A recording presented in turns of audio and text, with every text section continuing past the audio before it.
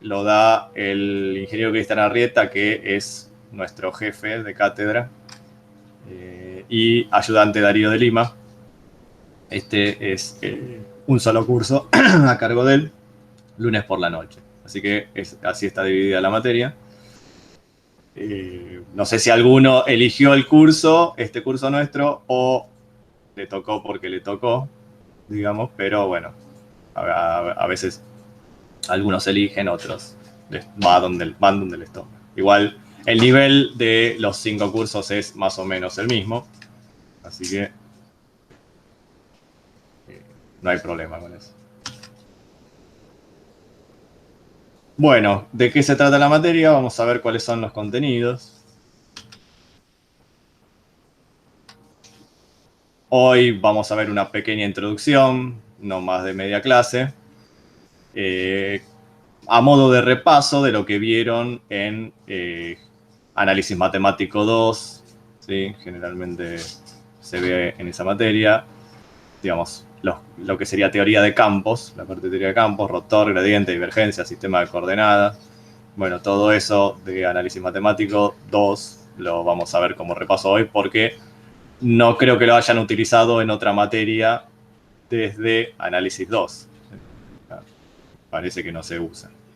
Así que vamos a, quizá en Física 2 un poco, pero generalmente en otras materias me parece que no lo ven o no lo utilizan. Ya arrancaríamos la semana que viene con el capítulo 1, ¿sí? Campo eléctrico.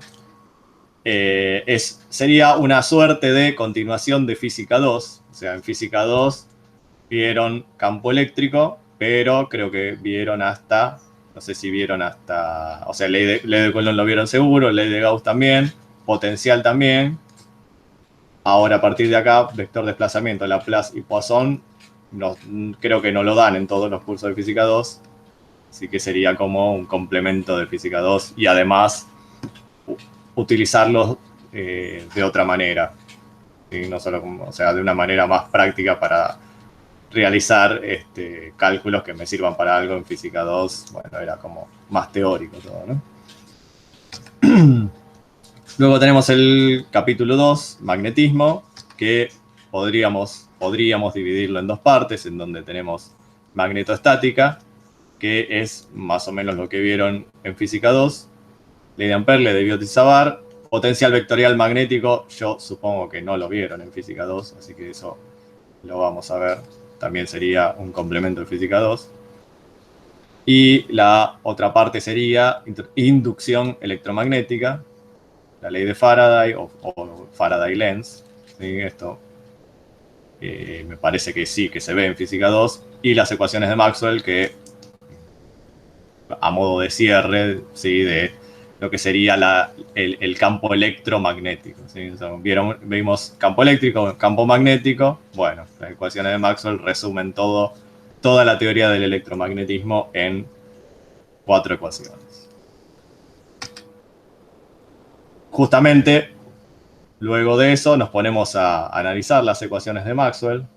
¿Sí? De las ecuaciones de Maxwell podemos obtener muchas cosas, como por ejemplo la ecuación de continuidad, una ecuación de ondas, ¿sí? El teorema de Poynting, vector de Poynting, balance de energía.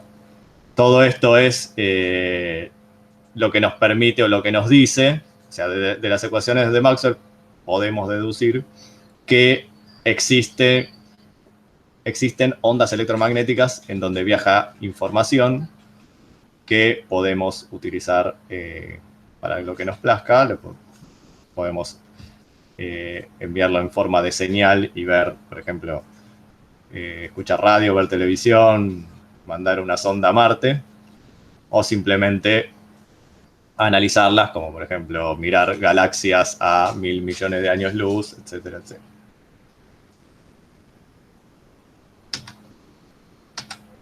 Después tenemos justamente la propagación, cómo se propagan estas ondas que nos dice, las ecuaciones de Maxwell nos dicen que pueden existir. Bueno, entonces acá tenemos el análisis de cómo se propagan estas ondas. Tenemos medios de disipativos, o bueno, tenemos también medios sin pérdidas y medios. Me faltó una parte que es medios sin pérdidas, pero bueno, ondas en medio sería, ¿no? Disipativo sería un medio con pérdida.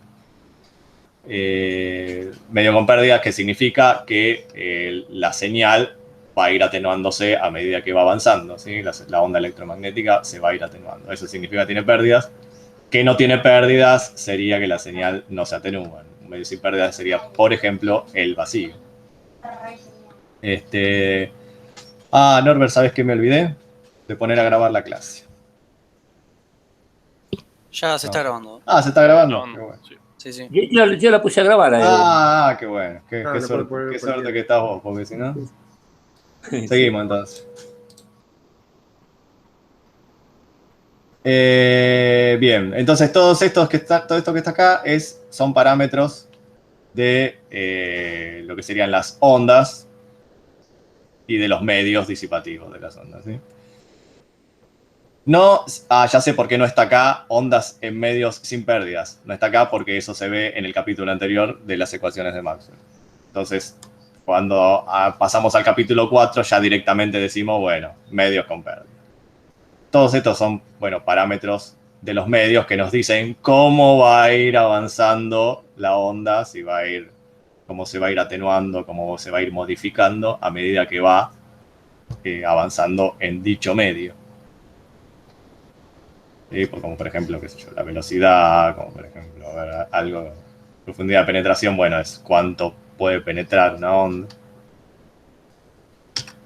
Luego vemos qué pasa con las ondas cuando hay un cambio de medio, ¿sí? Una onda viene viajando, por ejemplo, por el vacío y de repente se encuentra con, no sé, un pedazo, un vidrio o lo que sea, ¿sí? Otro medio distinto. Bueno, ¿qué pasa cuando, ¿sí?, la onda choca contra un medio diferente? Y bueno, acá tenemos cuando incide normalmente, cuando incide oblicuamente. Algo vieron en física 2, creo que lo único que vieron fue la ley de Snell, ¿sí? Pero bueno, la ley de Snell la podemos deducir nosotros, ¿sí? Conociendo cómo se propagan las ondas, podemos deducir la ley de Snell, ¿sí? Creo que el ángulo de Brewster se ve también en física 2, no estoy seguro. Y bueno, varias cosas más. Eso sería...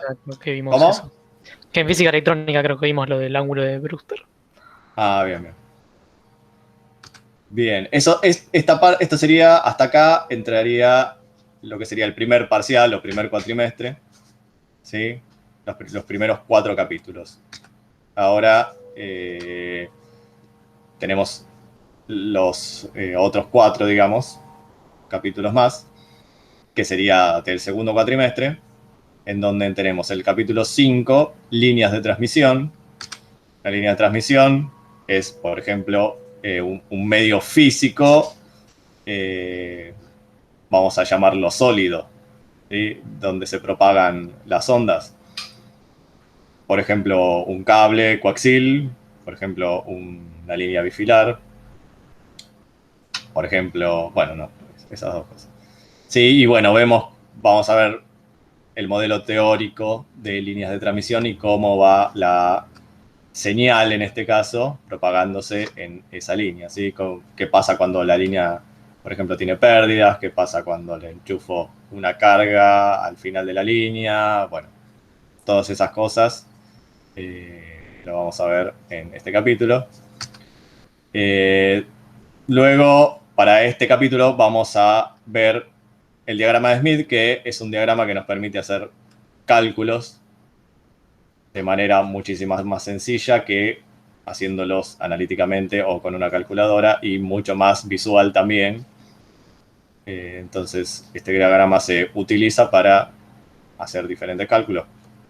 Sí, por ejemplo, coeficiente de reflexión, qué sé yo, bueno, distintos parámetros de la línea de transmisión. Y me permite también hacer adaptaciones. Una línea desadaptada es, por ejemplo, cuando la línea tiene una cierta impedancia y yo le pongo a la salida de la línea, al final de la línea, una carga que no es la que corresponde con esa línea. Bueno, entonces la línea se dice que está desadaptada y hay métodos de adaptación. Para eso utilizamos el diagrama de Smith, para poder adaptar, ¿sí?, impedancia. Bueno, es una de las aplicaciones. Luego, el capítulo 6, guías de onda, que sería... ustedes vieron que en el capítulo 4 teníamos medios por donde viajaban las ondas, digamos, medio, vamos a decir, medios gaseosos, vamos a llamarlos, ¿sí?, por así decirlo, como por ejemplo el aire. Acá tenemos en el capítulo 5 un medio de transmisión sólido. Bueno, la guía de onda sería una mezcla de las dos cosas, ¿sí? Es una cavidad sólida y la onda viaja por adentro de la cavidad en donde hay un medio gaseoso, digamos. Puede haber un medio sólido también, puede ser. O sea, puede ser un medio, digamos, dieléctrico. Vamos a llamarlo con propiedad un medio dieléctrico. Entonces, la guía de onda también la estudiamos. Una guía de onda, no sé si están... No creo que hayan visto alguna, pero hay una, todos deben tener, casi seguro, en sus casas tienen todos una guía de onda, que es la guía de onda del microondas, que es por donde viaja la onda que pasa a la que sería la cavidad del horno. Se coloca el magnetrón, que es el generador de onda. Una guía de onda lleva las ondas generadas por el magnetrón hacia donde se coloca el alimento, y bueno, y eso hace que el alimento se caliente, ¿no? Bueno, vamos a ver cómo se propagan las ondas por esa guía de onda. Tenemos digamos, la guía de onda de planos paralelos, que es una guía de onda que prácticamente no se utiliza, pero nos sirve para plantear algunos parámetros, y la más utilizada de todas es la guía de onda rectangular, y ahí sí, esa la vamos a estudiar con muchísimo más detalle. Después tenemos el capítulo de fibras ópticas, que bueno, todo el mundo sabe lo que es una fibra óptica, y vamos a caracterizarlas, ver cómo se clasifican y cuáles son las propiedades, cómo se propagan las ondas lumínicas a través de la fibra óptica. En el caso de que haya actividad presencial en algún momento, hay planificado una práctica de laboratorio que el año pasado obviamente no se hizo. Que bueno, tenemos TDR, que es reflectometría en el dominio del tiempo.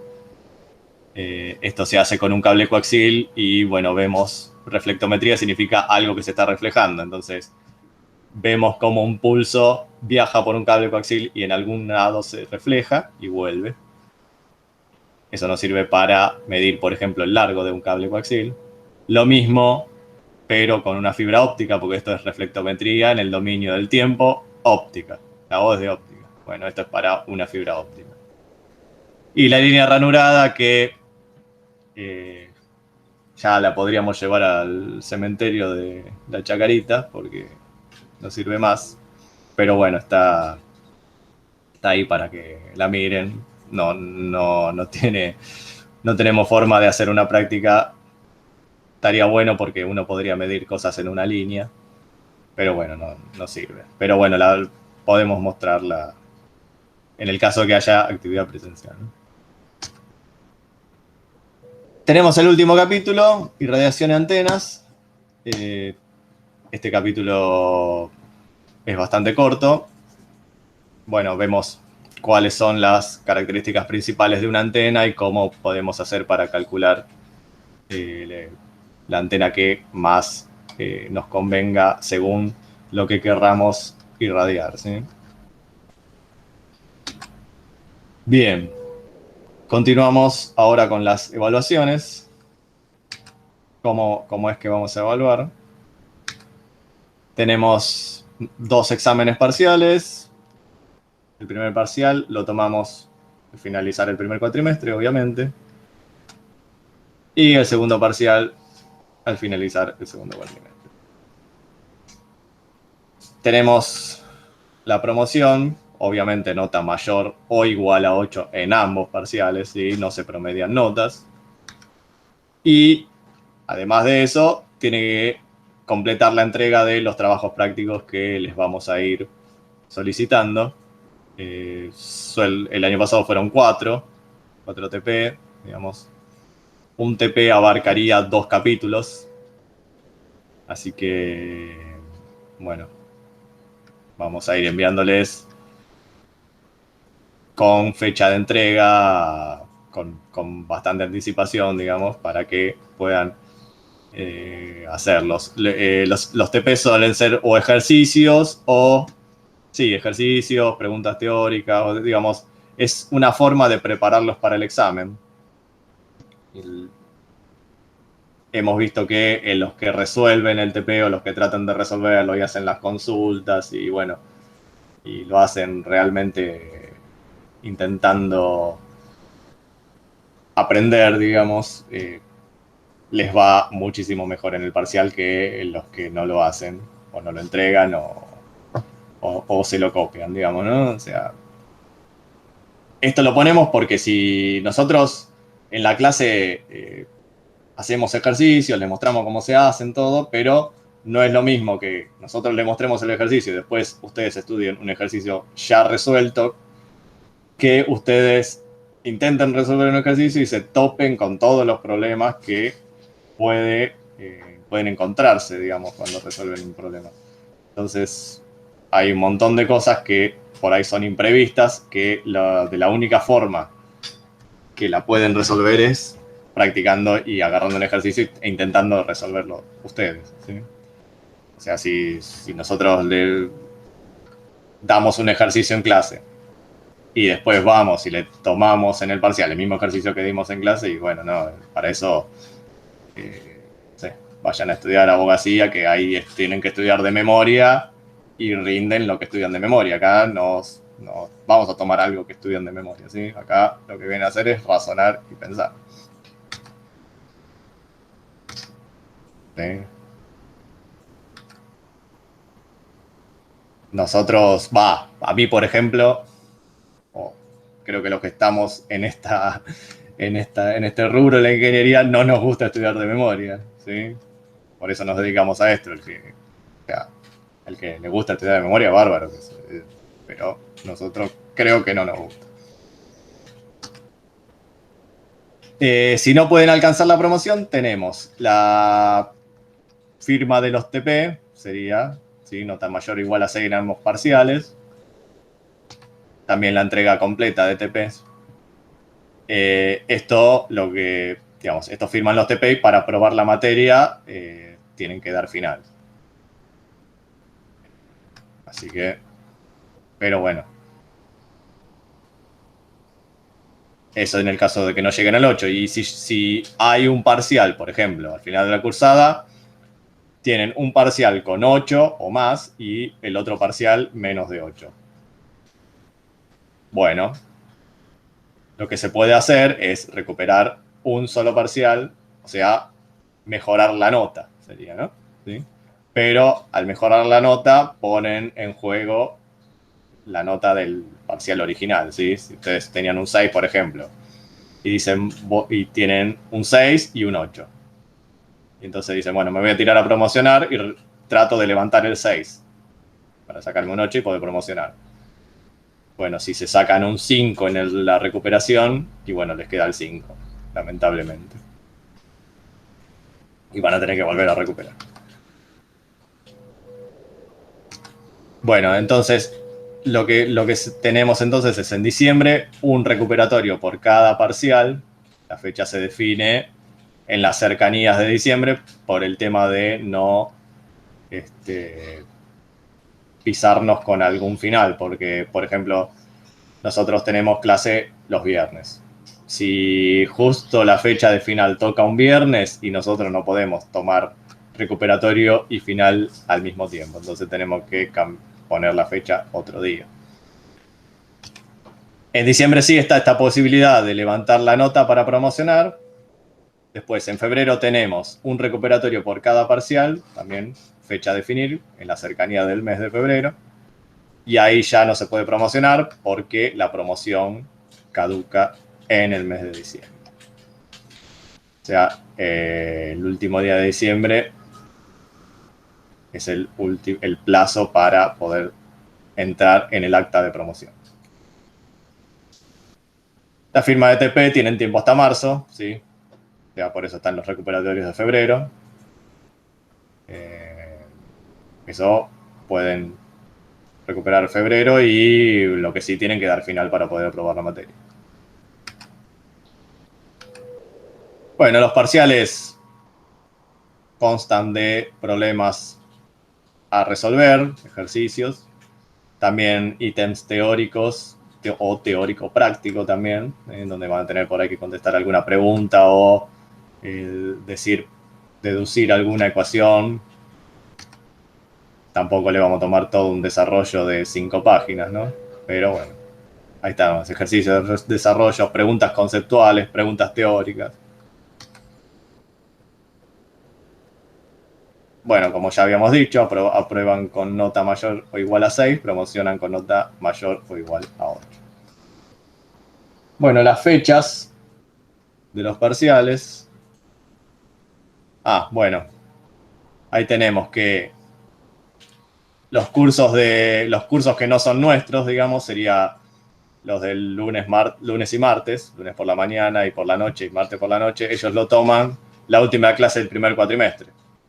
Nosotros lo tomamos la primer clase del segundo cuatrimestre, es decir, después de las vacaciones de invierno, cosa de que no tengan ninguna otra cosa para estudiar más que medios de enlace y puedan venir bien preparados, ¿sí? Porque si lo tomamos la última clase del primer cuatrimestre, van a estar con medios de enlace, con, no sé, teoría de circuito, con un final que les quedó de hace 3 años y no van a estar bien preparados, o van a estar preparados más o menos. En cambio, la primera clase del segundo cuatrimestre, ahí lo único que tienen para estudiar es medios de enlace.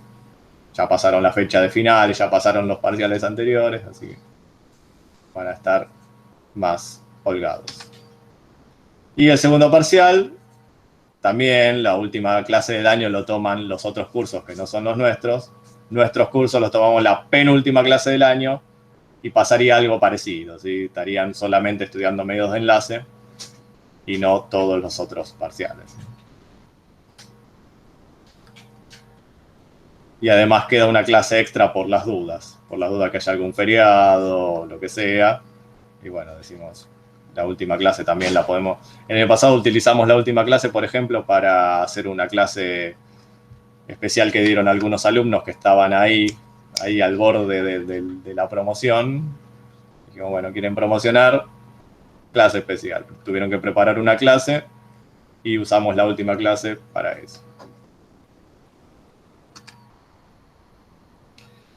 Bueno, vamos a publicar las fechas exactas en el SIGA, o digamos, de fecha exacta de los exámenes parciales en el SIGA o en el campus virtual también, o bueno, igual vamos a estar comunicados todo el tiempo.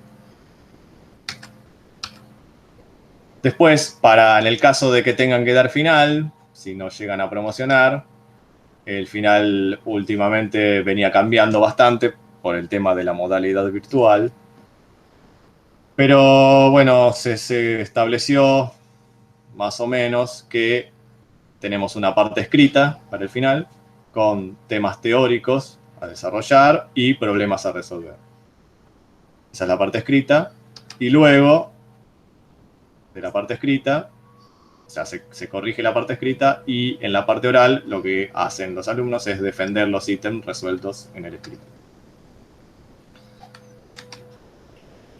Se aprueba con nota mayor o igual a 6 y para obtener un 6, obviamente deben tener más de un 50% del examen bien resuelto entre oral y escrito.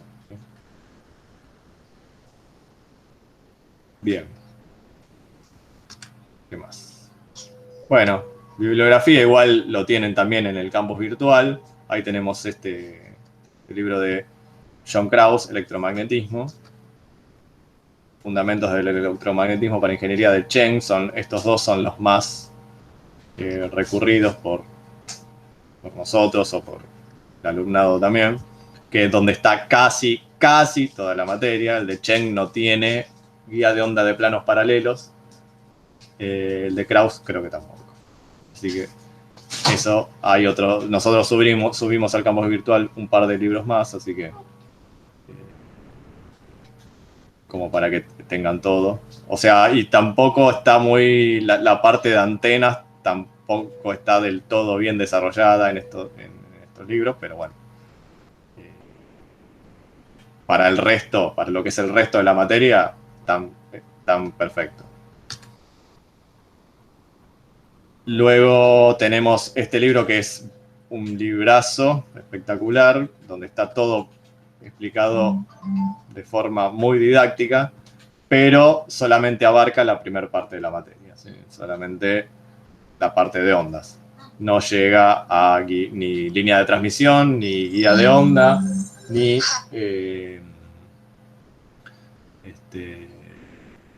fibra óptica, ni antenas, mucho menos.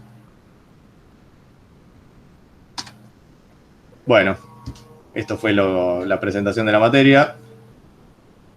Espero que lo que dice James Maxwell sea como dice ahí. Vamos a tratar de que si este año es igual que el anterior, así que forma virtual, sea lo más llevadero posible. Así que bueno, ahora mismo los dejo en manos de Norberto, que les va a dar una introducción, la introducción teórica que habíamos dicho de la parte de teoría de campos, como para que se pongan duchos en eso, así ya la clase que viene, cuando se arranque con el capítulo 1, sepan de lo que se está hablando. Bien, bueno, dejo de presentar. ¿Alguien quería entrar?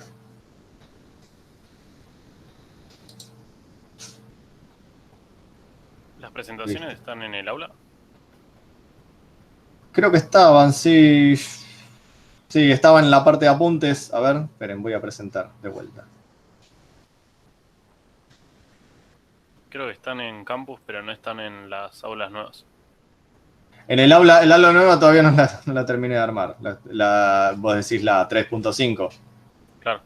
Claro, esa todavía no la terminé de armar. Cuando termine de armar yo les aviso para que se puedan anotar. ¿La idea es mudarnos a las aulas nuevas? Aparentemente lo que dijeron es que se va, digamos, a sí o sí a mitad de años, digamos, como que hay que mudarse sí o sí. Cuando la terminemos de armar ya les avisamos y nos mudamos directamente. Supongo que va a ser mucho antes de mitad de año. Yo le quería mostrar, a ver, acá tenemos el campus virtual.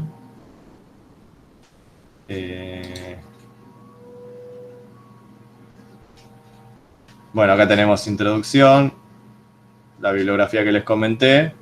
Esta es la misma, lo mismo que vieron recién, la misma presentación, pero es un enlace a un video, pero la que dimos el año pasado, digamos, que es grabada, no es ante alumnos, porque era como que todavía estábamos organizándonos. Después, acá también lo mismo, lo que va a dar Norberto ahora. Esta presentación no está, pero si bajan, bueno, todo esto ustedes todavía no lo van a ver, campo eléctrico. ¿Sí?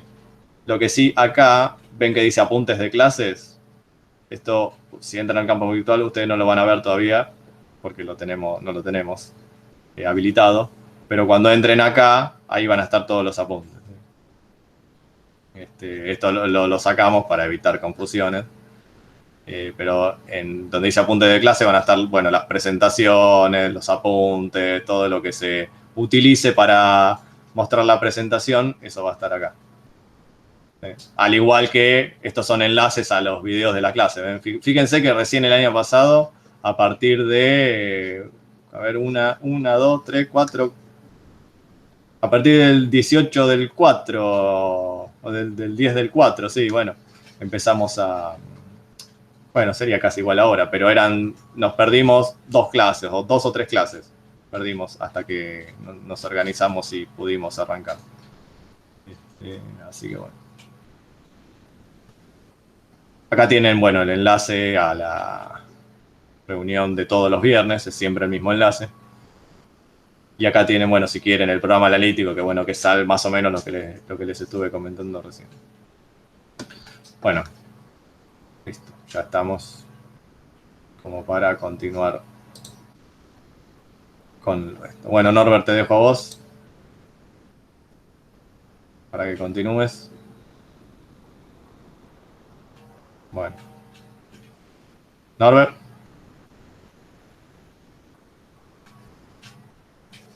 ¿Salió? Está, pero está muteado, no sé si... A ver, Norbert, estás muteado. Salvo que tenga algún problema de...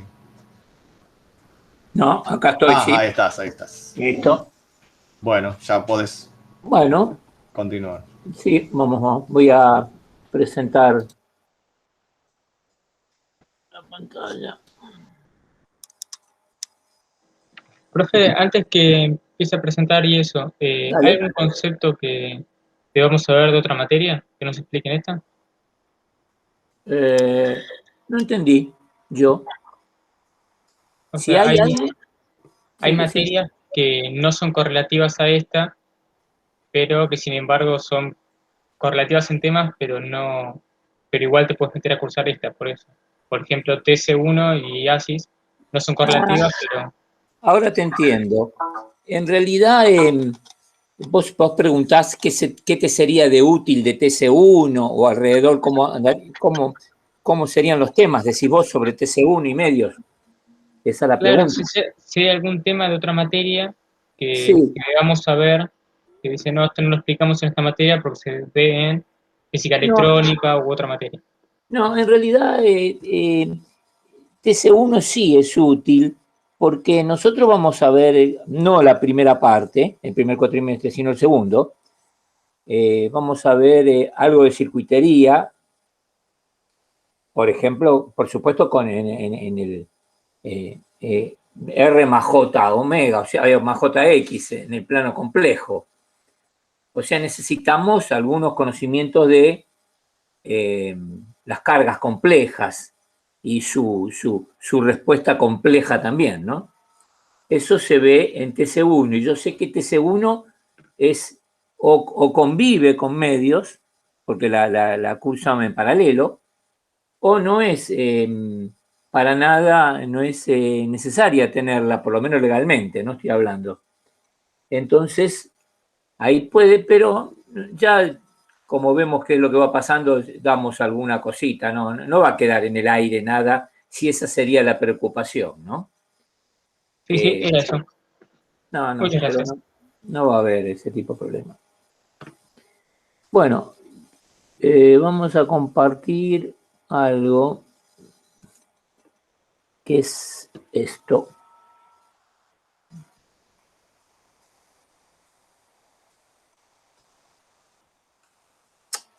Bueno.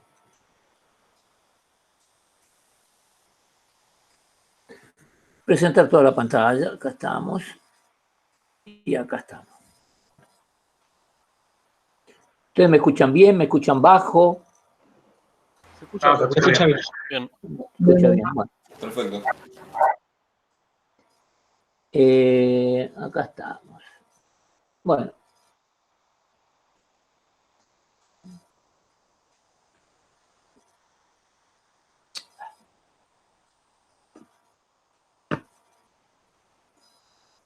Bien, ¿están viendo el archivo este archivo? Sí, ¿no?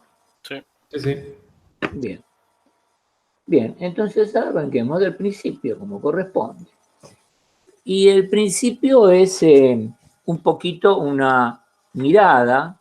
Este está bastante complejo, bastante completo, el archivo y trata sobre las aplicaciones con sus ecuaciones también, pero sobre todo las aplicaciones con ejemplos del operador Nabla, o sea, de gradiente, divergencia, rotor y laplaciano, que son temas, creo no equivocarme, que son me corrigen ustedes si me equivoco, de análisis 2, ¿no? Gradiente, divergencia, sí, rotor y laplaciano. Bien. Lo que pasa que, como es de esperar, en análisis 2 aparecen las ecuaciones crudas y en general, según el profesor, en general no hay aplicaciones, ¿no? Entonces acá lo que tiene un poco es eso, es la aplicación.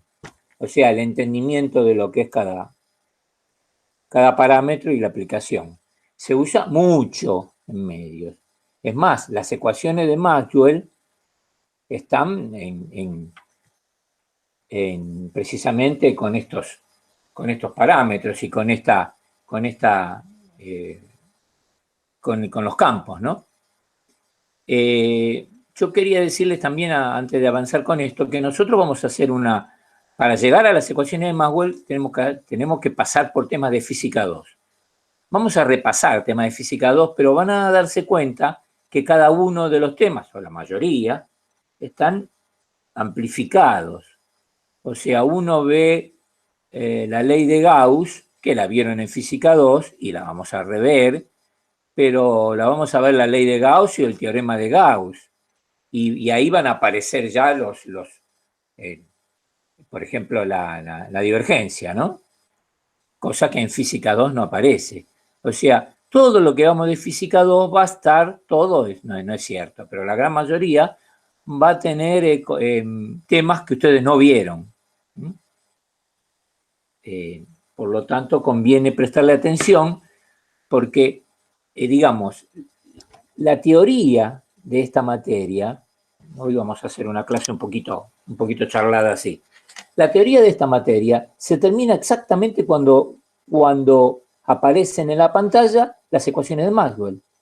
O sea, una vez que uno presenta las ecuaciones de Maxwell, que ustedes ya las tienen en general, salvo un punto que es central, que es la corriente de desplazamiento, lo demás, en teoría, ustedes lo vieron, todo.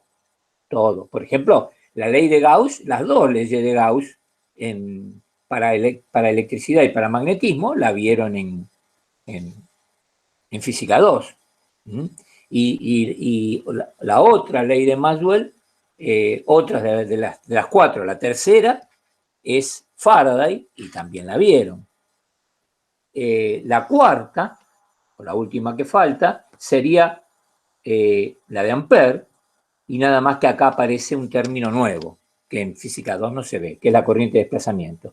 Quiero decir, una vez que llegamos ahí y las planteamos, Maxwell decía con todo conocimiento y con absoluta razón que ese sistema de ecuaciones, esas cuatro ecuaciones, conjuntamente con las ecuaciones características de los medios, esas más apoyado con las ecuaciones características de los medios, son suficientes para resolver cualquier problema de electromagnetismo. Y Maxwell tenía razón. Tanta razón tenía que nosotros, una vez que terminamos Maxwell, la teoría se terminó. Ya no hay más teoría que ver. Todo lo que vemos después son aplicaciones de esa teoría. Claro, están un poco enrevesadas, ¿no es cierto? No es tan simple decir, bueno, vengo y simplemente aplico las ecuaciones de Maxwell y bueno, digamos que sí, pero tiene su vuelta.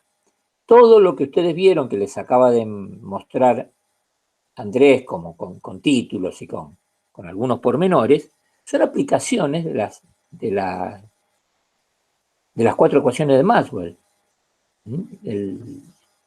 Aplicaciones dentro de medios con ciertas restricciones. Por ejemplo, la guía de onda son las ecuaciones de Maxwell con un marco conductor. O sea, la guía de onda es una onda que viaja por un caño, vamos a ponerlo groseramente, hecho con material conductor. O sea, es Maxwell con un sistema conductor como fin de aplicación. Y también lo mismo pasa con el cable coaxil y también lo mismo pasa con la fibra óptica. Por supuesto, en antenas es directamente las ecuaciones de Maxwell, ya que las antenas es la irradiación sobre el vacío o el aire, y eso es directamente Maxwell, ¿no? Quiero decir, Maxwell terminamos nosotros acá pongamos 2 meses, por decir algo, más o menos. 2 meses y la teoría se terminó. Bien, es conveniente tener esto claro para entender esta materia. que tiene, ustedes ya lo deben saber, tiene mucho de matemática, ¿no? Muchísimo de matemática. Por eso muchos electrónicos le espanta un poco el electromagnetismo. Bien, arranquemos con un poco un repaso de el Nabla, con este símbolo. Si uno quisiera buscar las ecuaciones de Maxwell sin el símbolo de Nabla, o sea, Maxwell no la pudo haber enunciado con este símbolo porque todavía no se había definido. Ya había muerto Maxwell cuando definen esto para un poco o mucho, muchísimo, es para ablandar las ecuaciones de Maxwell, porque si uno las busca en Internet, están los manuscritos en Internet, las mira y ni se da cuenta que esas son las ecuaciones de Maxwell, que nosotros las vemos tan prolijitas, tan chiquitas. Bueno, es un infierno de 16 ecuaciones, porque no existía esta simbología, que es del año fines del 1890 y pico. Entonces, ¿de qué se trata este símbolo de Nabla? Se trata ni más ni menos de que en cartesianas, acá está el ejemplo en cartesianas, ni JK, simplemente este sistema en coordenadas cartesianas de la derivada parcial con respecto a X, a Y y a Z, y en este caso está aplicado vectorialmente. Tiene el versor Y, el versor J y el versor K. Cuando también lo podemos hacer así, ¿no? Tranquilamente. Podemos pensarlo en forma escalar.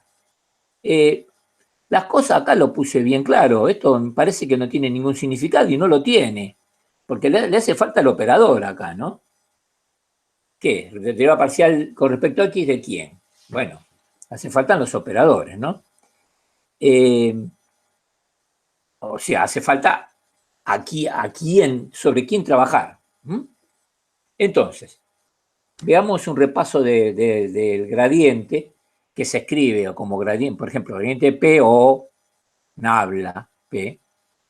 Y este operador se opera sobre un escalar y el resultado que da de esta operación es un vector. O sea, está operado sobre escalares. Sí, acá, como esto. Acá, ¿no? ¿Sí? Sobre escalares y resulta un vector. ¿Y qué es el gradiente? Creo que ustedes, no sé si lo vieron o lo escucharon o lo aplicaron alguna vez, que el campo eléctrico es que el campo eléctrico es el gradiente del potencial. Esto es muy, muy usual entre nosotros electrónicos, ¿no? Como el campo eléctrico como gradiente de potencial. ¿Y qué significa realmente el gradiente? ¿Qué es el gradiente? El operador, este gradiente, ¿no? Acá puse un ejemplo que es muy, muy claro, ¿no? Representando el gradiente. ¿Ven estas líneas y su correlato con una perpendicular? Este es un caso bidimensional, como puse acá, ¿no? En el caso claro de que el campo eléctrico es el gradiente del potencial, en realidad, para poder entenderlo mejor, sería el campo eléctrico como gradiente de la diferencia potencial. Yo creo que ustedes sí deben saber que el potencial absoluto en un punto no tiene ningún sentido, no existe. De la misma manera como no existe la energía potencial gravitatoria absoluta en un punto, porque claro, siempre tengo que tomar una referencia. ¿Qué me decís? No, eso que claro, que siempre si no tenés una referencia para comparar, claro, no te sirve de nada. Lo que cuando uno dice, yo tengo un potencial, y el toma corriente, ¿cuánto tengo? 220 volts. ¿Y cómo? ¿No es una diferencia potencial? Y sí, siempre es una diferencia potencial contra un potencial que lo considero cero. Pero a mí se me ocurre a mí lo tomo como cero porque lo necesito. Pero si yo tomo ese potencial de un borne del toma corriente contra otro punto que no sea la masa, no me va a dar 220. ¿Cuánto me va a dar? ¿Qué sé yo? Siempre son diferencia potencial. Y acá conviene tenerlo claro cuando digo que el campo eléctrico es el gradiente de una diferencia potencial. Porque cuando recorro esa diferencia potencial, al decir el gradiente, le aplico una característica importante. Es el camino más corto, el más breve, el más directo, que es, en este caso claramente, la perpendicular. Siempre el gradiente me va a indicar esa característica. Bien, y acá lo tenemos. Acuérdense que dije que se aplica a un escalar y da como resultado un vector. El resultado es el campo eléctrico, por ejemplo, volviendo al mismo ejemplo, y acá tengo el vector con los versores, en los tres. Por supuesto que esto está en cartesianas. Y nosotros vamos a trabajar cartesiano, cilíndrico y esférico. Acá lo tengo en este apuntecito de arranque, a pesar de que lo hayan visto, lo vamos a ver, y ya les adelanto que vamos a tener los gradientes, las divergencias, el rotor y el laplaciano, tanto en cartesianas como en esféricas, como en cilíndricas. No hay que hacerse ningún problema de eso porque a nadie se le puede ocurrir que vamos a pedir que las ecuaciones sean de memoria y menos en forma virtual, ¿no? Pero se lo digo así directamente, no importa si fuera virtual o no, eso no hay que saberlo por ninguna manera de memoria, pero hay que saber aplicarlo, si no, no se puede resolver los problemas. Bien. Acá tengo, el primero que vimos es el gradiente, y acá el segundo que vemos es la divergencia. Y la divergencia de A es un poco al revés en el sentido que se aplica un vector y da como resultado un escalar. ¿Y cuál es la idea de la divergencia? La idea de la divergencia es el caño de agua, para decirlo en forma grosera, pero clara. Si yo tengo un caño de agua por el que circula agua, lo tengo llenito, ya sé claramente que la divergencia es cero, porque toda el agua que entra sale, porque el agua es incomprensible. Por lo tanto, toda la que entra sale. Por lo tanto, ahí la divergencia es cero. O sea, lo que estudia la divergencia es cuánto cambia ese campo vectorial, que es lo que yo estoy analizando, cuánto cambia cuando yo voy de un punto a otro. O mejor dicho, si tengo cambio, ¿no? Si no tengo, también me lo dice. Cambia cero, la divergencia es cero, el caso de recién. Pero si en vez de tener agua dentro de ese caño tuviera aire, ahí sí que la cosa se va a notar un cambio. Va a haber en general va a haber divergencia, porque yo puedo tener una presión de entrada y otra de salida. Y ahí tengo divergencia. La cantidad de aire que puedo obtener entrada contra salida es la que yo quiera, ¿no? Bueno, aquí eso está un poco conversado. Les tengo que decir, les tendría que haber dicho antes, se lo digo ahora, que en realidad estos apuntes fueron hechos casi todos para esta experiencia virtual. Yo el año pasado no tenía ningún apunte así tan que representaba toda la materia. Tenía algunas cosas ahí que siempre se las daba, algún apuntecito en donde hay que hacer una demostración grande que me ocupaba, qué sé yo, toda la clase. Prefería dársela a ustedes porque era simplemente una demostración con álgebra sin ningún inconveniente, y se la daba y listo, y podía pasarla por alto. Pero en general no tenía todo. El año pasado tuvimos que empezar a armar todos estos apuntes, pero entiendan que yo, por lo menos personalmente, lo armé en forma manuscrita. Ni pensar en hacer todo esto con la computadora, porque es una parafernalia de una cantidad muy importante de material. Y así lo pude, por lo menos, si bien está hecho a mano, por lo menos le pude llegar a agregar todo lo que creí necesario y lo vengo retocando de nuevo, ahora este año, con un poco más de tranquilidad, lo vengo retocando de nuevo para que lo tengan lo mejor posible. No sé si, no recuerdo, no sé si le dijo Andrés que todas las clases yo les voy a mandar el apunte de la clase. O sea, vamos a trabajar sobre este apunte, por ejemplo, como ahora, ustedes lo están viendo, y después mañana yo le mando el apunte. Exactamente este, digamos. Hasta donde llegamos se lo mando. Y también le mando el drive, no, el drive no, perdón. Le mando el enlace del drive. Porque esto se está grabando, pero eso pesa mucho. No lo puedo guardar, no lo podemos guardar en la computadora porque pesa unos cuantos gigas cada uno, ¿no? Por lo tanto, por lo menos yo no lo puedo guardar. Por lo tanto, le mando el enlace del drive y ya pueden entrar. O sea, cada clase tienen este apuntecito, que lo pueden leer, y si necesitan, que muchas veces sí, el enlace del drive en donde está esto que estoy hablando yo, asociado al apunte. Me parece, el año pasado resultó bastante útil este formato. Profe, Bien. una Dale. pregunta. El archivo de la presentación ¿se podrá mandar en vez de después la clase antes? Porque a mí, aunque sea personalmente, me resulta más cómodo, por ejemplo, si voy anotando en paralelo. Te entiendo. Tiene un inconveniente por ahora. Primero que yo lo retoco un poco y segundo que yo no sé hasta dónde llego. ¿Entendés?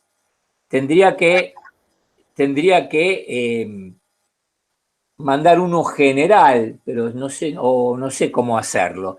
En cambio, así lo que yo logro es que te mando justecito el apunte. Vamos a hacer una cosa. Vamos a alargarnos, total es una clase o dos clases, vamos a alargarnos y uno después, digamos, yo en este tema virtual creo que conozco menos que ustedes. Creo, no, seguro. Así que estoy apto para cualquier modificación que les sea lo más razonable a ustedes. Yo te pido que arranquemos y en una o dos clases reveamos si hay que retocar algo. ¿Te parece? Ok. Bien. Entonces, acá sigo con el tema de divergencia. Acá está claramente el tema de divergencia nula o no, agua o aire, como claro. Y el análisis del flujo. Tengan en cuenta, chicos, que estos son ejemplos hasta un poco burdos, porque nosotros vamos a hablar de campos y del gradiente, la divergencia, el rotor y laplaciano de campos. Y los campos no son ningún fluido, ni en general van por caños. ¿Está bien? Pero se aplica esto que con el caño de agua es bastante visual. Bien. El tercer parámetro que vamos a ver es el rotor, que está así, dimensionado así, como rotor de A o nabla. Y este es el caso de aplicarse a un vector y dar como resultado otro vector. Y el rotor un poco puede llevar a confusión porque parece ser que el rotor esté asociado únicamente a situaciones en donde haya curvas. Y no es para nada cierto eso. El rotor se lo ve muy bien, el entendimiento del rotor, con una pequeña ruedita que acá está simbolizada con esta pequeña ruedita, en donde está puesta sobre un caño, en donde circula un fluido cualquiera, pero este fluido tiene velocidades distintas. En la parte superior del caño, las velocidades identificadas con flechas más grandes son velocidades más altas, y en la parte inferior las velocidades son menores. Por lo tanto, si sucede esto, esta ruedita va a girar, cosa que no sucedería, no habría giro Si la velocidad del fluido fuera uniforme por todo el caño, la ruedita lo único que podría hacer es desplazarse, pero yo no la puedo desplazar porque está, digamos, amurada, si quieren, por un eje perpendicular. Si todo el fluido tuviera la misma velocidad en toda la superficie que atraviesa el caño, no habría giro, pero aquí sí lo hay. Chicos, si esta ruedita gira, hay rotor, y si no gira, no hay rotor. Lo que pasa es que el rotor nosotros lo vamos a definir en un punto. ¿Qué quiere decir? Que pensemos que esta ruedita la achicamos tanto para hacerla un diferencial de ruedita. Y ese diferencial de ruedita, si hilamos finito, si pensamos muy diferencialmente, va a rotar o a no rotar de acuerdo a que este fluido o el campo, el que nosotros estemos aplicando, tenga cambios o no en la circunstancia dada. ¿Se entiende? Fíjense, si da como resultado un rotor, ese rotor va a tener módulo, dirección y sentido. Perfecto. El módulo ahora lo vamos a ver, porque este es el rotor de A. Creo que deben acordarse que en este caso el rotor está asociado a un producto vectorial. Acá lo tienen. Y JK, las derivadas parciales, y los AX ahí y AZ, o sea, los tres ejes, estoy hablando en cartesianas. O sea, así hallo el módulo. ¿Y la dirección y el sentido cuál es? La dirección y el sentido es la de la mano derecha sobre la perpendicular, en este caso acá, para verlo muy claramente, es el eje donde gira la ruedita, sería la dirección, y el sentido es la de la mano derecha. O sea, acá sería una flecha perpendicular al plano de la pantalla hacia atrás de la pantalla. Otra vez, tengo el rotor con módulo, dirección y sentido. ¿Cuál es el módulo? Acá lo tiene. Este es el módulo, así de claro. El determinante. ¿Cuál es el sentido? El eje de la ruedita. Perdón, me equivoqué. ¿Cuál es la dirección? El eje de la ruedita. ¿Cuál es el sentido de la mano derecha? La ruedita giraría en sentido horario, por lo tanto, ¿para dónde avanzaría una rosca que al hago girar en sentido horario? Hacia atrás. Si ahí hubiera un tornillo perpendicular a la pantalla de la televisión, a la pantalla de la computadora, verían ese tornillo avanzaría contra la pantalla. Bueno, ese es el sentido. Y este rotor da mucho que hablar, muchísimo, todos dan mucho que hablar, porque vamos a ver que en las ecuaciones de Maxwell hay divergencia, hay gradiente, hay rotor, hay todo. Pero este sí da mucho que hablar, es un poquito más elaborado. Observen el determinante, ¿no? Que ya lo conocen. Todo esto en cartesiana. Bien, entonces acá tenemos un simple resumencito que nos dice el gradiente de A. ¿Cuál es el símbolo del gradiente de A que vamos a utilizar? Se aplica un campo escalar y da como resultado un campo vectorial. Esto es muy gráfico, ¿no? La divergencia de P, la divergencia es de un... Ojo, el gradiente es de un vector, porque se aplica un vector. En cambio, la divergencia es de un campo vectorial, pero se da como resultado un escalar. ¿De acuerdo? Acá lo tiene. El rotor se aplica a un vector y da como resultado otro vector. Acá lo tiene. Este es un resumencito de lo que acabamos de ver acá. Todos ellos modelizados con cartesianas para no empastarlo más, porque ahora van a ver para los cilíndrica y para la esférica, que es un poquito más larga las expresiones de los gradientes y de los rotores, y etc. Bien.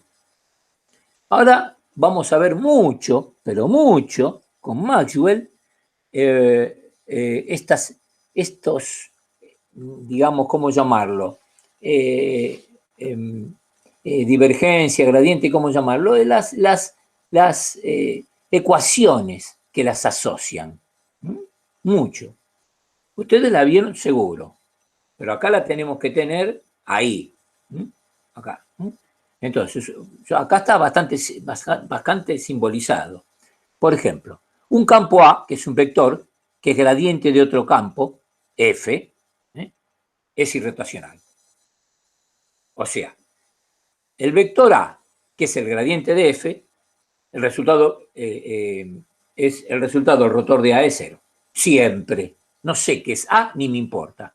Lo que sí sé que es un vector, que es el gradiente de un escalar. A es el gradiente de un escalar. El resultado es un vector. Es un vector, perdón. El resultado es que el rotor de A es 0. Sí, es un vector, pero bueno, en este caso nulo.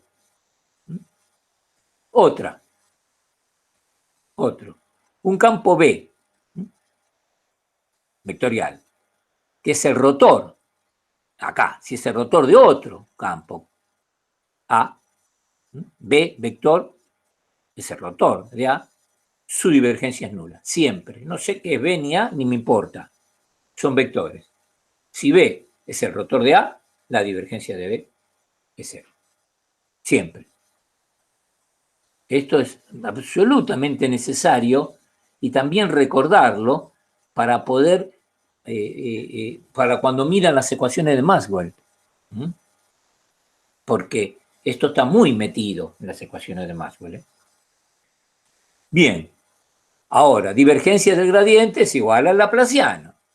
La divergencia del gradiente, acá está, la divergencia, puntito, del gradiente es el laplaciano.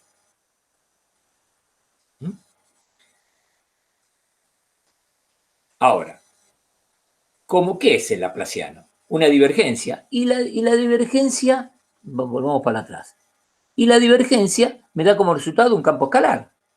Por lo tanto, yo tengo que asumir que el laplaciano es un campo escalar.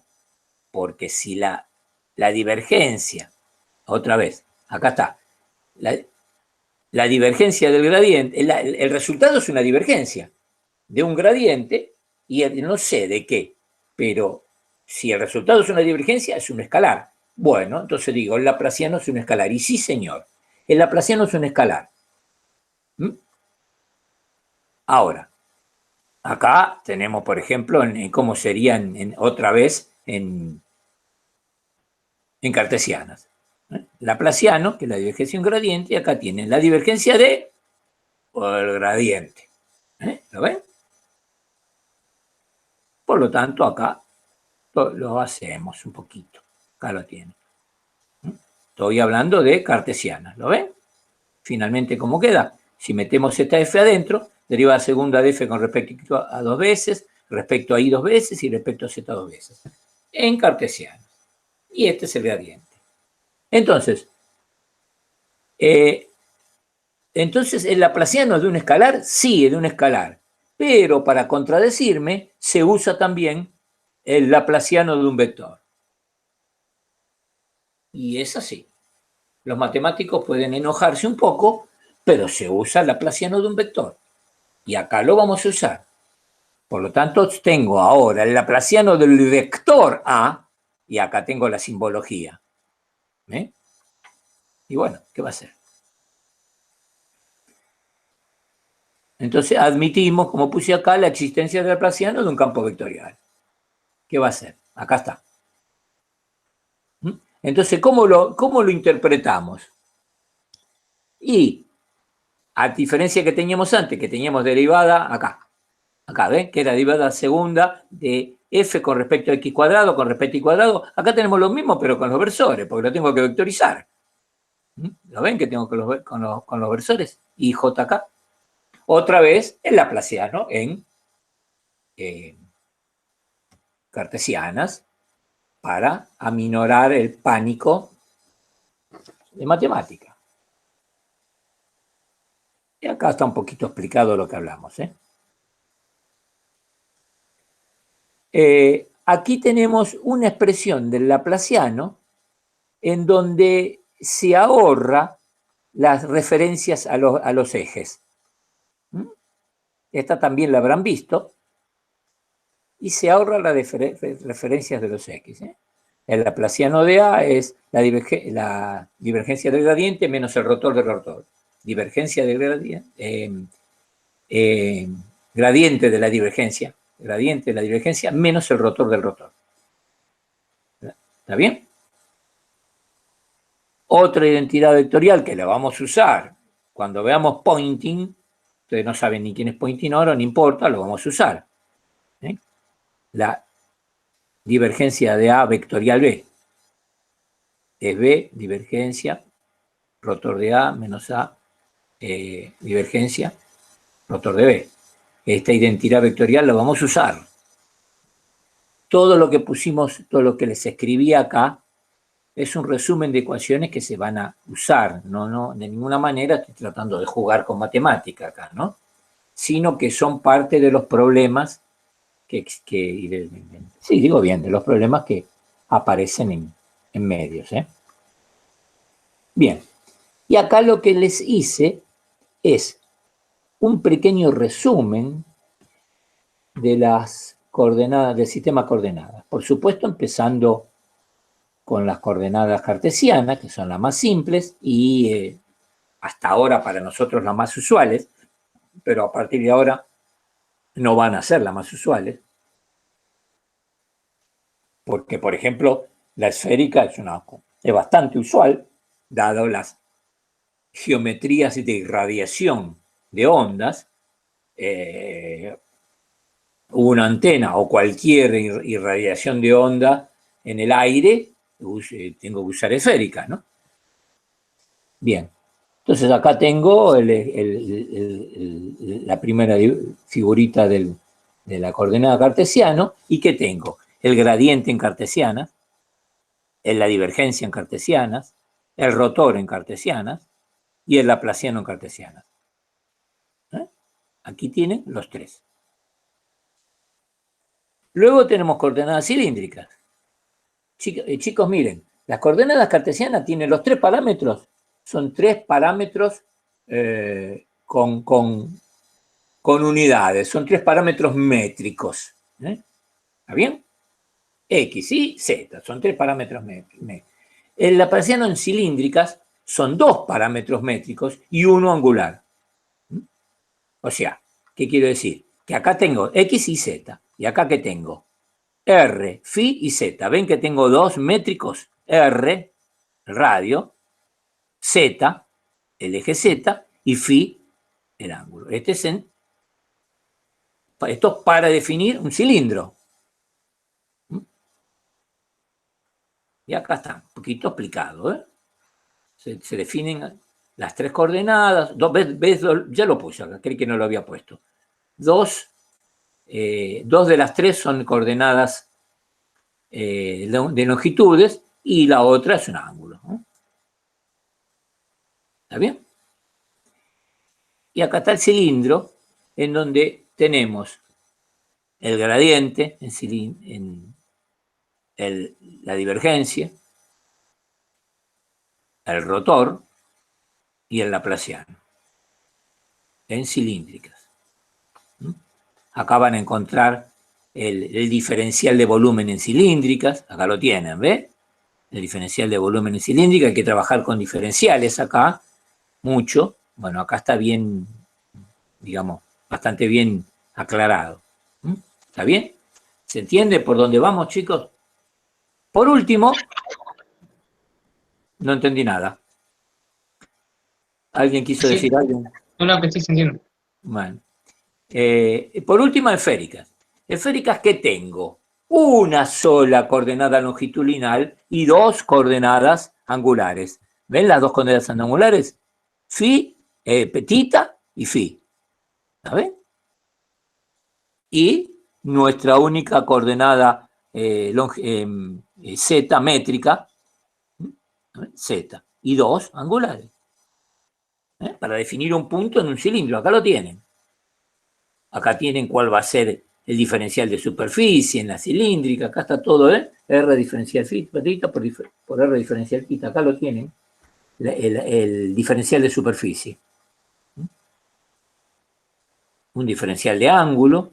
Cómo se maneja todo, ¿eh? Se usa mucho en los problemas esto.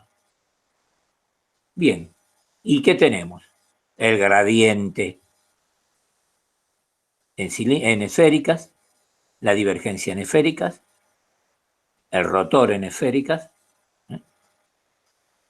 en R, en θ y en φ, R, θ y φ, las tres coordenadas. Y el laplaciano en esférica.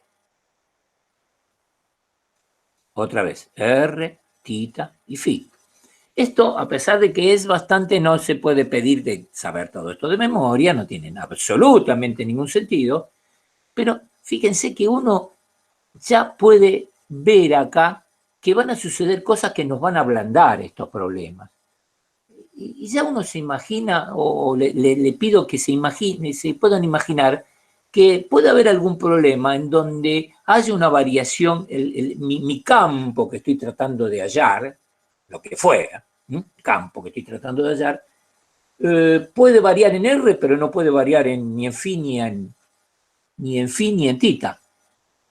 Entonces, si mi campo únicamente varía en R, y bueno, entonces de todo el laplaciano, de toda esta parafernalia, me quedo que 1 sobre R cuadrado es 1 sobre R cuadrado, el laplaciano, por la deriva parcial de R diferencial de F respecto de R. Esto me quedo. Si no varía ni en θ y no varía ni en φ. Entonces hay que un poco en estos problemas de medio de enlace, antes de meterle mano uno y empezar a tirar ecuaciones a lo pavo y al voleo, hay que leerlo, yo creo, mínimo 3 veces. Y cuando uno cree que ya lo entendió, cierra los ojos y lo vuelve a leer una 4ª vez. Porque muchas veces en los problemas están implícitos algunos datos que no dice x igual a 23 metros. No, muchas veces no es tan claro el dato, ¿no? Escrito así tan simple, sino que está implícito en el texto y conviene desperdiciar 5 minutos, y se le puede llamar desperdiciar. Bien, y esto es un poco ese comienzo que, digamos, no pertenece a medio de enlace, pero que ejerce una utilidad mayúscula, todo lo que vimos hasta ahora acá. Tanto sea los trabajos con habla, gradiente, divergencia, rotor y laplaciano, y las coordenadas, las 3 sistemas de coordenadas. Tres métricas, 2 métricas y una angular, y una métrica y 2 angulares. Cartesianas, cilíndricas, esféricas. Bien. Y entonces, como vamos a dar un pequeñito arranque de todo esto, vamos a ver lo que nosotros llamamos en Física 2, esto lo vieron, pero me voy a detener en algo y hasta ahí voy a llegar. Cuando uno arranca electricidad y magnetismo, que de eso se trata, medio enlace se trata de electricidad y magnetismo. Maxwell dijo, mis 4 ecuaciones, que son electricidad y magnetismo, electromagnetismo, son suficientes para solucionar cualquier problema de los que nos incumben a nosotros. Y por lo tanto, acá vamos a tratar electricidad y magnetismo. El tema eléctrico se divide en 2 partes. Y el magnético también, pero el eléctrico mucho más. El magnético no tiene mucho sentido, después lo vemos. Pero hablemos del eléctrico. Se divide en 2 partes. ¿Qué es el tema eléctrico, por empezar? Son las acciones que generan las cargas eléctricas, o sea, los electrones y los protones. Esas cargas generan acciones en su derredor. Acciones para nosotros son fuerzas. Bien. Esas acciones que generan las vamos a dividir en dos sistemas. Uno cuando las cargas de que se trate están en reposo. ¿Va a haber acciones de las cargas en reposo? Sí que la va a haber. Y son importantísimas, importantísimas. Entonces, eso que se llama campo eléctrico con las cargas en reposo, lo juntamos en una sola palabra que se llama electrostática. Campo con cargas en reposo. Y allí aparece todo. Esto es 1785-86, que es Coulomb. Por supuesto que las cargas eléctricas se conocían de 2 o 3 siglos antes de la era cristiana, pero nadie nunca había elevado una mísera ecuación, ni siquiera una ecuación, llamarla ecuación, ni siquiera nadie había arrimado alguna idea pensando de qué dependían las fuerzas que generaban las cargas eléctricas. ¿Qué dependían? ¿Linealmente con la distancia? No, no se sabía. Lo único que se sabía es que cargas de igual signo se repelían y cargas de signo opuesto se atraen. Eso sí se sabía, pero no había ningún otro conocimiento. Es más, los antiguos le habían puesto a lo que nosotros llamamos cargas positivas, las llamaban vítreas, porque allá por la era precristiana los vidrios eran los que respondían lo que nosotros decimos ahora positiva. Y las cargas negativas tampoco las llamaban negativas, les llamaban resinas. ¿Quién fue el que le cambió el nombre? El de los pararrayos. Franklin, que ya 1700 y pico, 1750, ya había suficiente material que respondía como los vidrios, pero no eran vidrios, y suficiente material que respondían como la resina, pero no era resina. Entonces se levantó Franklin, se tomó un whisky y le puso positiva y negativa. Si se levantaba 15 minutos después, a lo mejor lo llamaba de otra forma. No quiere decir nada esto de positivo o negativo, No habla de buen humor y mal humor o nada. Es una forma de tipificar opuestos, nada más, Entonces, Coulomb ya conocía, por supuesto, esto de positivo y negativo, ¿no? Y generó una ecuación que ustedes la conocen, todos la conocemos, que una ecuación donde en el primer miembro tengo una fuerza, ¿no? Y en el segundo tengo las cargas, las que las llamo Q y Q, ¿no?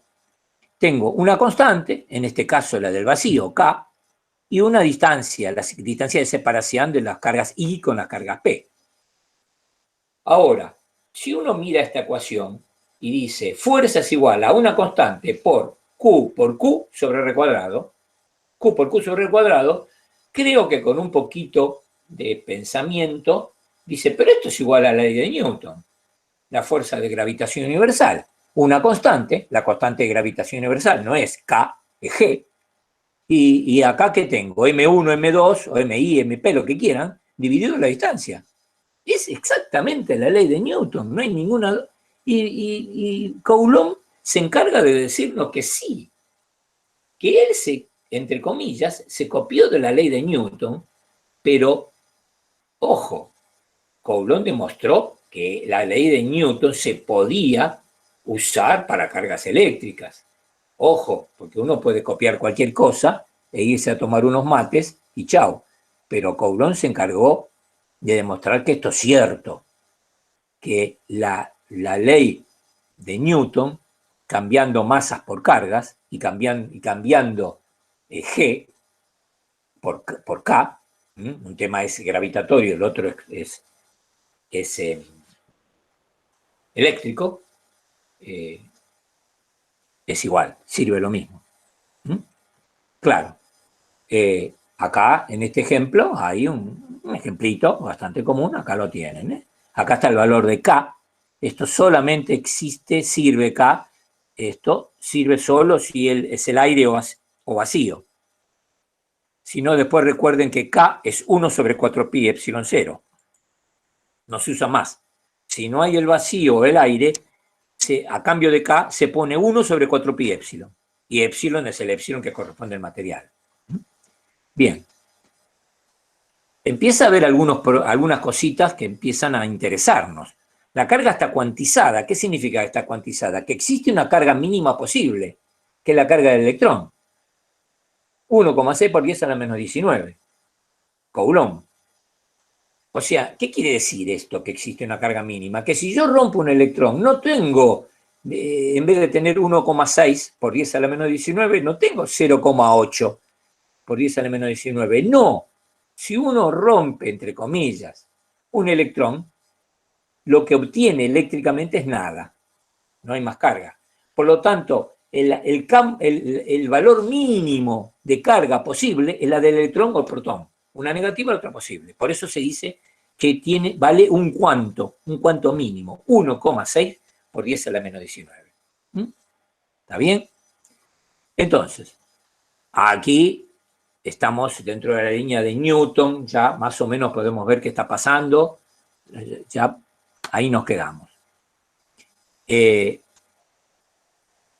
Quiero decirles algo antes de pasar a este punto. Ojo que tenemos que recordar claramente los campos conservativos y no conservativos. Esto que sea muy igual a la ley de gravitación universal de Newton nos dice, entre otras cosas, muy claramente que el campo gravitacional, que ya lo estudiamos en Física 1 y que ya sabemos que es conservativo, el campo generado por las cargas eléctricas en reposo también es conservativo. ¿Alguien me puede decir, abriendo el micrófono por supuesto, cómo lo puedo definir claramente a un campo conservativo? ¿De qué me es útil? ¿Por qué me quedo en esto antes de pasar a este otro punto? ¿Alguien puede abrir el micrófono y decirme algo? Cuando la circulación del campo vectorial sobre una curva cerrada siempre da cero. Da cero. Está perfecto. Eso define un campo conservativo. Ahora, como siempre digo, nosotros estamos en ingeniería. ¿Y sabe qué quiere decir? Que uno cuando... ¿Y la ingeniería qué es, muchachos? Va a decirlo rápidamente y baratamente. Es la física aplicada. ¿Están de acuerdo? Por lo tanto, nosotros estamos estudiando física. Si es la física aplicada, estamos estudiando física. Sí, estamos estudiando física. Muy bien, pero es aplicada. Por lo tanto, yo quiero aplicar la física. No me quiero quedar en ciencias exactas donde me dicen todo esto, que está muy bien, que está perfecto, pero se quedan ahí termino. No, yo le quiero agregar algo. ¿En qué me pueden decir de los campos conservativos y no conservativos? ¿Alguien sabe si nos interesa en algo en particular, digamos, como objetivo?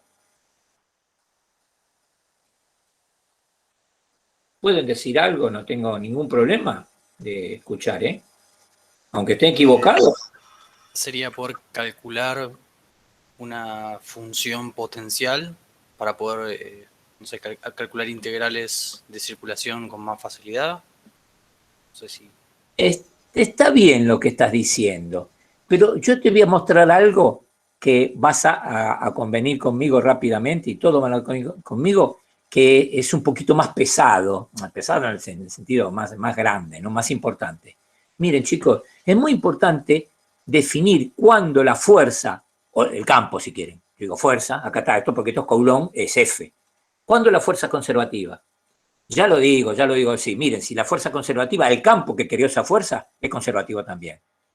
O sea, en este caso nuestro, la fuerza de Coulomb, F eléctrica, es conservativa. ¿Y quién lo hizo conservativo el campo? ¿Y el campo de quién es? El campo conservativo es el campo electrostático.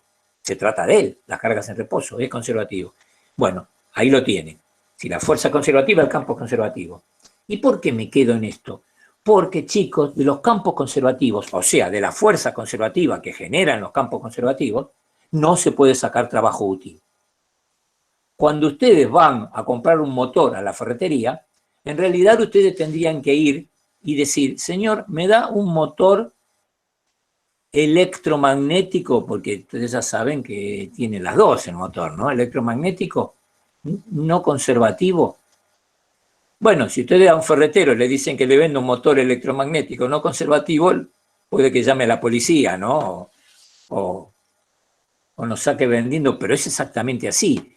¿Por qué? Porque el motor eléctrico hace trabajo, y sí, ¿cómo no va a hacer trabajo? Un motor es un dispositivo que me entrega trabajo útil, y por supuesto, ¿no es cierto? Uno compra un motor y lo pone y levanta agua, tiene una agujereadora, todos son motores, ¿no? El motor del coche, qué sé yo.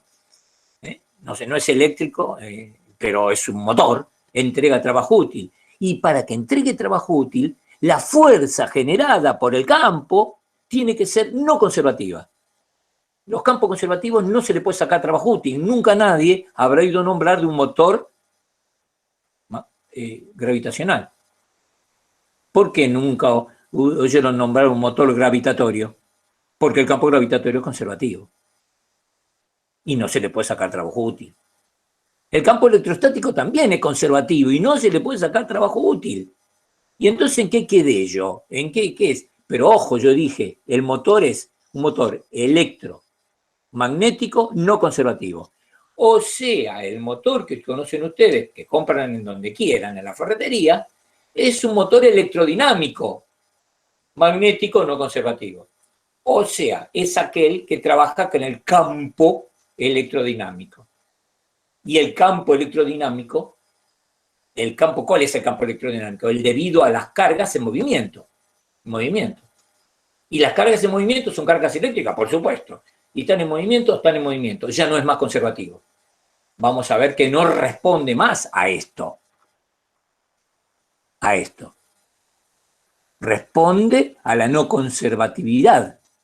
Ahí aparece todo lo que quieran, ¿eh? Ya lo van a ver, ya lo vamos a ver cuando llegue el momento. Ampere y etc. Faraday, por supuesto. Entonces, se va un poquito haciendo el globo del entendimiento.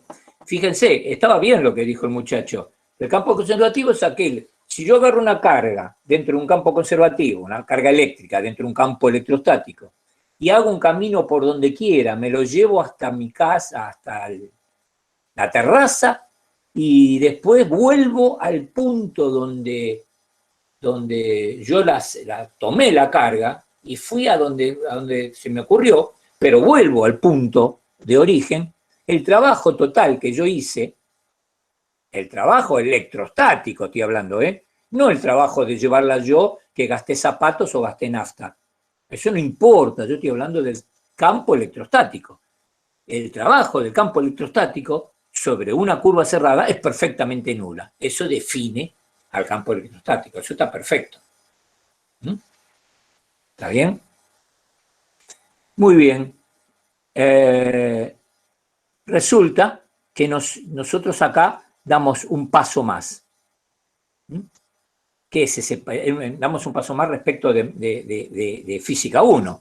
Porque si esto fuera el campo gravitatorio conservativo, le sacamos la carga, le ponemos M, poco va a diferir, Acá todo lo mismo hacemos, Las masas, todo masas, atracción. Lo que pasa es que el campo gravitatorio no hay repulsivo. Acá sí hay atracción y repulsión.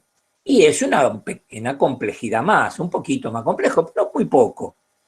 El campo electrostático es conservativo, sí, pero es atracción y repulsión. Gravedad únicamente es atracción, nada más eso. Después todo lo mismo. Bien. Ahora, este paso lo damos acá. Si multiplicamos al campo eléctrico por la carga, la carga de prueba le llamamos siempre cerito, Q0, vamos a tener una fuerza. Esta es una expresión muy útil, dado que hacer esto, cuando uno tiene muchas cargas, usar esta expresión es un aburrimiento, porque si yo tengo 43.000 cargas, no voy a hacer esto con 43.000 cargas, ¿no? Me voy a dormir a la quinta. En cambio acá habla directamente de la fuerza generada por el campo. O sea, acá están las cargas, acá adentro están las cargas.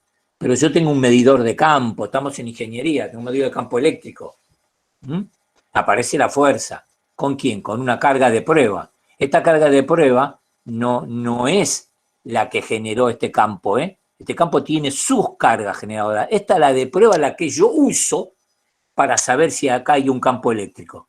Entonces yo voy a fijarme si en un punto del espacio hay un campo eléctrico. Acerco una carga de prueba. Si esa carga de prueba es accionada por una fuerza eléctrica, hay un campo. Sí. Si esa carga de prueba se cae por el peso, bueno, esa carga de prueba tiene una masa, por lo tanto la Tierra lo atrae.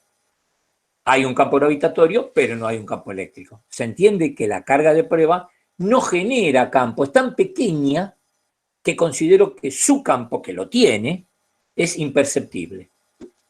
¿Está bien? Por lo tanto, de aquí despejo E y me queda F sobre Q. Y yo podría tomar la F que había obtenido acá. Esta es la F. De hecho, la tomo, ¿ven? ¿Cómo hago? Saco una de las Q, en este caso la Q de prueba, esta que puse acá, la paso dividiendo, F sobre Q, ¿y qué me queda? K por la sumatoria de Q sub I sobre R. Bueno, acá lo tienen. K por todas las Q. Estas son las Q generadoras de campo. No son. En la carga de prueba está acá. Y en el campo eléctrico ni la veo. Sobre R cuadrado. Unidad de campo eléctrico, Newton sobre Coulomb. Primera unidad de campo eléctrico. Fuerza por unidad de carga. Fuerza por unidad de carga. O sea, la fuerza eléctrica es una función de la carga de prueba y del campo eléctrico. En cambio, el campo eléctrico es una función de la carga total. Acá. Acá conviene más bien poner carga total. Así. ¿Se entiende? El campo eléctrico no depende de la carga de prueba.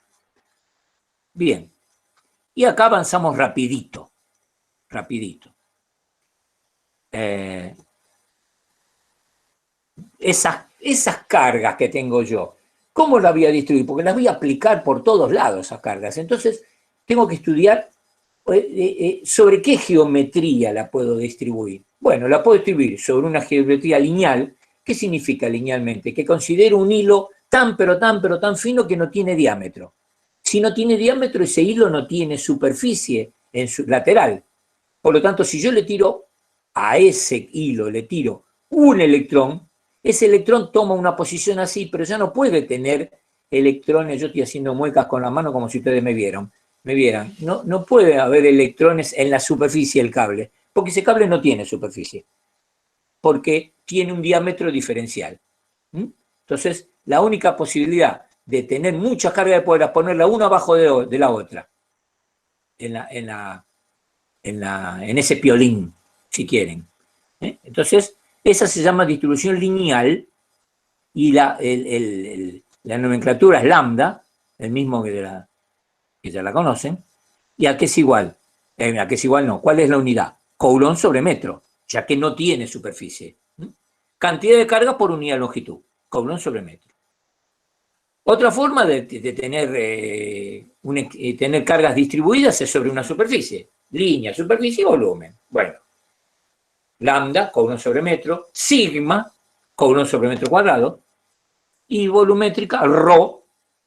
Me olvidé el Coulomb acá. ¿Vieron por qué a veces conviene entregar después el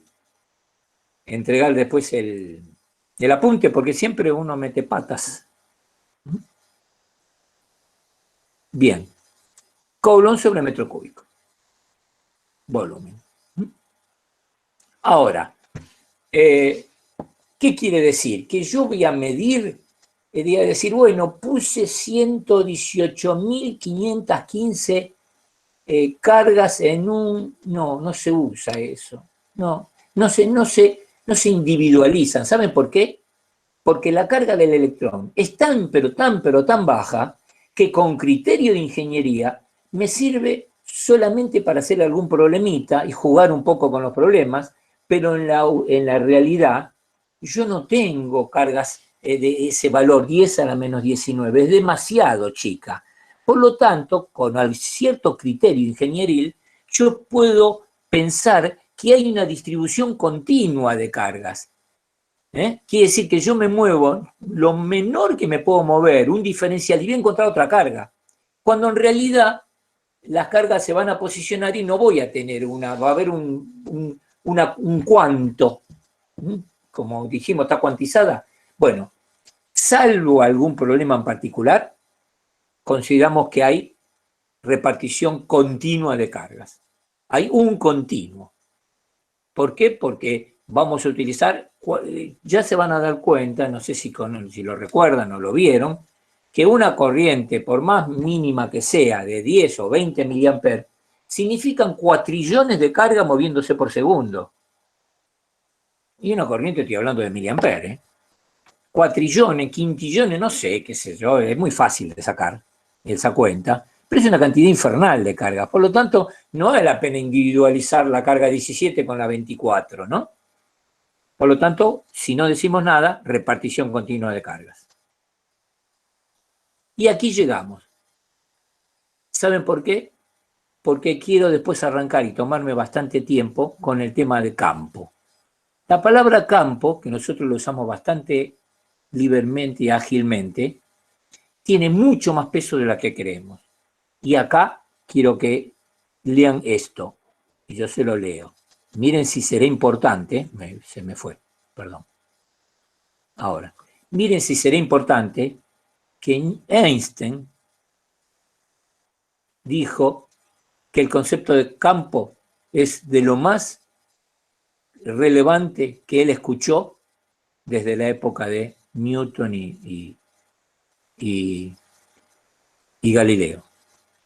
Y no fue Newton el que inventó la palabra campo y descubrió, como quieran decirle, el campo. No, fue Faraday, en el año 1845.